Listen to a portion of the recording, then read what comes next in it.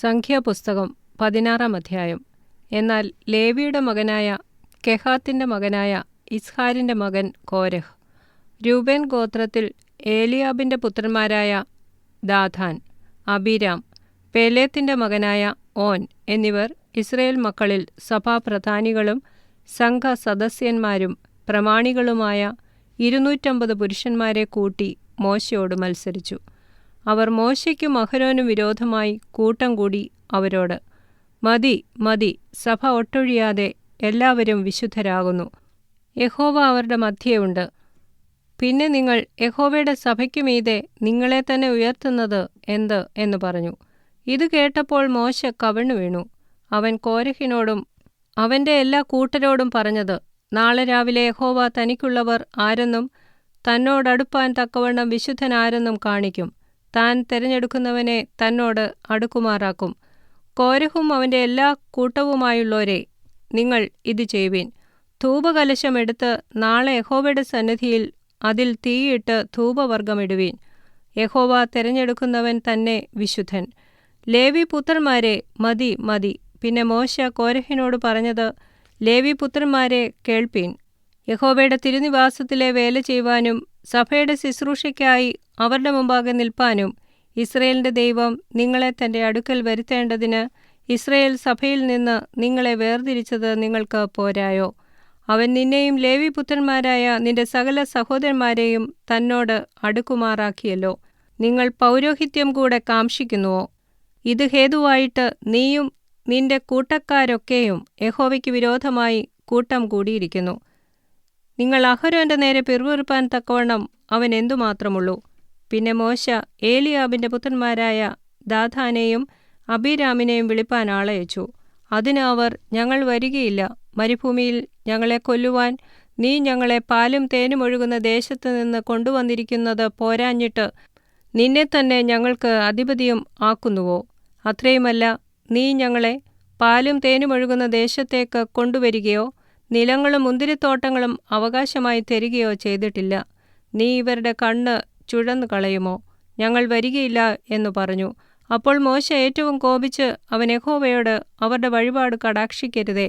ഞാൻ അവരുടെ പക്കൽ നിന്ന് ഒരു കഴുതയെപ്പോലും വാങ്ങിയിട്ടില്ല. അവരിൽ ഒരുത്തനോടും ഒരു ദോഷം ചെയ്തിട്ടുമില്ല എന്ന് പറഞ്ഞു. മോശ കോരഹിനോട്, നീയും നിന്റെ എല്ലാ കൂട്ടവും നാളെ യഹോവയുടെ സന്നിധിയിൽ വരേണം. നീയും അവരും അഹരോനും കൂടെ തന്നെ. നിങ്ങൾ ഓരോരുത്തൻ താന്താന്റെ ധൂപകലശം എടുത്ത് അവയിൽ ധൂപവർഗമിട്ട് ഓരോരുത്തൻ ഓരോ ധൂപകലശമായി 250 കലശവും യഹോവയുടെ സന്നിധിയിൽ കൊണ്ടുവരുവീൻ. നീയും അഹരോനും കൂടെ താന്താന്റെ ധൂപകലശവുമായി വരേണം എന്ന് പറഞ്ഞു. അങ്ങനെ അവർ ഓരോരുത്തൻ താന്താന്റെ ധൂപകലശം എടുത്ത് തീയിട്ട് അതിൽ ധൂപവർഗവും ഇട്ട് മോശയും അഹരോനുമായി സമാഗമന കൂടാരത്തിന്റെ വാതിൽക്കൽ നിന്നു. കോരഹ് അവർക്ക് വിരോധമായി സർവ്വസഭയെയും സമാഗമന കൂടാരത്തിന്റെ വാതിൽക്കൽ കൂട്ടിവരുത്തി. അപ്പോൾ യഹോവയുടെ തേജസ് സർവ്വസഭയ്ക്കും പ്രത്യക്ഷമായി. യഹോവ മോശയോടും അഹരോനോടും, ഈ സഭയുടെ മധ്യേ നിന്ന് മാറിപ്പോകുവേൻ, ഞാൻ അവരെ ക്ഷണത്തിൽ സംഹരിക്കും എന്ന് കൽപ്പിച്ചു. അപ്പോൾ അവർ കവിണ്ണു വീണു. സകല ജനത്തിന്റെയും ആത്മാക്കൾക്ക് ഉടയവനാകുന്ന ദൈവമേ, ഒരു മനുഷ്യൻ പാപം ചെയ്തതിന് നീ സർവ്വസഭയോടും കോപിക്കുമോ എന്ന് പറഞ്ഞു. അതിന് യഹോവ മോശയോട്, കോരഹ്, ദാഥാൻ, അബീരാം എന്നിവരുടെ വാസസ്ഥലത്തിന്റെ ചുറ്റിലും നിന്ന് മാറിക്കൊള്ളുവീൻ എന്ന് സഭയോട് പറക എന്ന് കൽപ്പിച്ചു. മോശ എഴുന്നേറ്റ് ദാഥാന്റെയും അബീരാമിന്റെയും അടുക്കൽ ചെന്നു. ഇസ്രായേൽ മൂപ്പന്മാരും അവന്റെ പിന്നാലെ ചെന്നു. അവൻ സഭയോട്, ഈ ദുഷ്ടമനുഷ്യരുടെ സകല പാപങ്ങളാലും നിങ്ങൾ സംഹരിക്കപ്പെടാതിരിക്കേണ്ടതിന് അവരുടെ കൂടാരങ്ങളുടെ അടുക്കൽ നിന്ന് മാറിപ്പോകുവേൻ. അവർക്കുള്ള യാതൊന്നിനെയും തൊടരുത് എന്ന് പറഞ്ഞു. അങ്ങനെ അവർ കോരഹ്, ദാഥാൻ, അബീരാം എന്നിവരുടെ വാസസ്ഥലത്തിന്റെ ചുറ്റിലും നിന്ന് മാറിപ്പോയി. എന്നാൽ ദാഥാനും അബീരാമും പുറത്തു വന്നു. അവരും അവരുടെ ഭാര്യമാരും പുത്രന്മാരും കുഞ്ഞുങ്ങളും താന്താങ്ങളുടെ കൂടാരവാതിൽക്കൽ നിന്നു. അപ്പോൾ മോശ പറഞ്ഞത്, ഈ സകല പ്രവൃത്തികളും ചെയ്യേണ്ടതിന് യഹോവ എന്നെ അയച്ചു. ഞാൻ സ്വമേധയായി ഒന്നും ചെയ്തിട്ടില്ല എന്ന് നിങ്ങൾ ഇതിനാൽ അറിയും. സകല മനുഷ്യരും മരിക്കുന്നതുപോലെ ഇവർ മരിക്കുകയോ സകല മനുഷ്യർക്കും ഭവിക്കുന്നതുപോലെ ഇവർക്ക് ഭവിക്കുകയോ ചെയ്താൽ യഹോവ എന്നെ അയച്ചിട്ടില്ല. എന്നാൽ യഹോവ ഒരു അപൂർവ കാര്യം പ്രവർത്തിക്കുകയും ഭൂമി വായ് പിളർന്ന് അവരെയും അവർക്കുള്ള സകലത്തെയും വിഴുങ്ങിക്കളയുകയും അവർ ജീവനോടെ പാതാളത്തിലേക്ക് ഇറങ്ങുകയും ചെയ്താൽ അവർ യഹോവയെ നിരസിച്ചു എന്ന് നിങ്ങൾ അറിയും. അവൻ ഈ വാക്കുകളെല്ലാം പറഞ്ഞു തീർന്നപ്പോൾ അവരുടെ കീഴെ ഭൂമി പിളർന്നു. ഭൂമി വായ് തുറന്ന് അവരെയും അവരുടെ കുടുംബങ്ങളെയും കോരഹിനോട് ചേർന്നിട്ടുള്ള എല്ലാവരെയും അവരുടെ സർവ്വസമ്പത്തിനെയും വിഴുങ്ങിക്കളഞ്ഞു. അവരും അവരോട് ചേർന്നിട്ടുള്ള എല്ലാവരും ജീവനോടെ പാതാളത്തിലേക്ക് ഇറങ്ങി. ഭൂമി അവരുടെ മേൽ അടയുകയും അവർ സഭയുടെ ഇടയിൽ നിന്ന് നശിക്കുകയും ചെയ്തു. അവരുടെ ചുറ്റും ഇരുന്ന ഇസ്രായേല്യരൊക്കെയും അവരുടെ നിലവിളി കേട്ടു. ഭൂമി നമ്മെയും വിഴുങ്ങിക്കളയരുതേ എന്നു പറഞ്ഞ് ഓടിപ്പോയി. അപ്പോൾ യഹോവയിങ്കൽ നിന്ന് തീ പുറപ്പെട്ട് ധൂപം കാട്ടിയ 250 പേരെയും ദഹിപ്പിച്ചു. യഹോവ മോശയോട് അരുളിച്ചെയ്തത്, പുരോഹിതനായ അഹരോന്റെ മകൻ എലെയാസറിനോട് അവൻ എരുതിയുടെ ഇടയിൽ നിന്ന് ധൂപകലശങ്ങൾ എടുപ്പാൻ പറക. അവ വിശുദ്ധമാകുന്നു. തീ അങ്ങോട്ട് തട്ടിക്കളയുകയും ചെയ്യുക. പാപം ചെയ്ത് തങ്ങൾക്ക് ജീവനാശം വരുത്തിയ ഇവരുടെ ധൂപകലശങ്ങൾ യാഗപീഠം പൊതിവാൻ അടിച്ച് തകിടാക്കണം. അത് യഹോവയുടെ സന്നിധിയിൽ കൊണ്ടുവന്നതിനാൽ വിശുദ്ധമാകുന്നു. ഇസ്രായേൽ മക്കൾക്ക് അത് ഒരടയാളമായിരിക്കട്ടെ.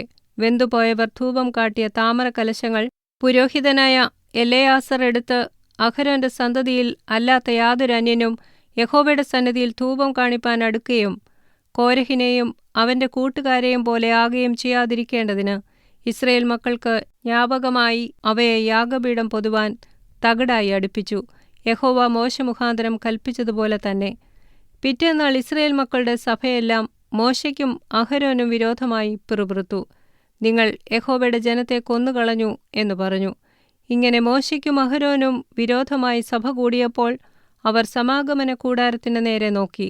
മേഘം അതിനെ മൂടി യഹോവയുടെ തേജസ്സും പ്രത്യക്ഷമായിരിക്കുന്നത് കണ്ടു.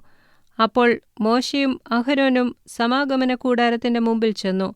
യഹോവ മോശയോട്, ഈ സഭയുടെ മധ്യേ നിന്ന് മാറിപ്പോകുവിൻ, ഞാൻ അവരെ ക്ഷണത്തിൽ സംഹരിക്കും എന്നരുളി ചെയ്തു. അപ്പോൾ അവർ കവിണ്ണു വീണു.